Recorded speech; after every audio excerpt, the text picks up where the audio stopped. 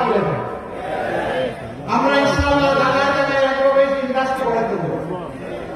আপনাদের পণ্যের ন্যায্য মূল্য নিশ্চিত করা হবে, পণ্য সংরক্ষণের যথাযথ ব্যবস্থা করা হবে। ফলমূল যা হবে উত্তরবঙ্গে তা দিয়ে সারা বছর বাংলাদেশের মানুষ আনন্দে খেতে পারত, কিন্তু এগুলো সংরক্ষণের কোনো ব্যবস্থা নেই বলে খুব তাড়াহুড়া করে পচে বলে অথবা বিক্রি করে সব শেষ হয়। এখনো মানদাতার আমলে কৃষি ব্যবস্থা এখানে চলবে কেন? যুগ বহুত আগিয়ে গিয়েছে। আমরা আধুনিক প্রযুক্তি নির্ভর কৃষি শিল্পের বিপ্লব ঘটাবো ইনশাআল্লাহ।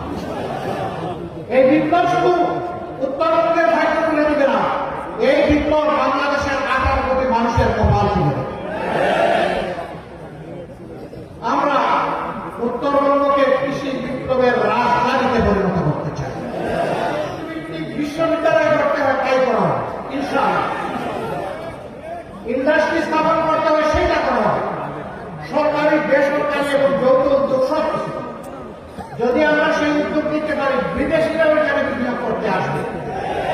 এরকম যখন ইন্ডাস্ট্রিয়াল বেস হয়ে যাবে, আর উত্তরবঙ্গের মানুষকে ছোট্ট একটি চাকরির জন্য পেরেশান হয়ে ঢাকার দিকে ছুটতে হবে।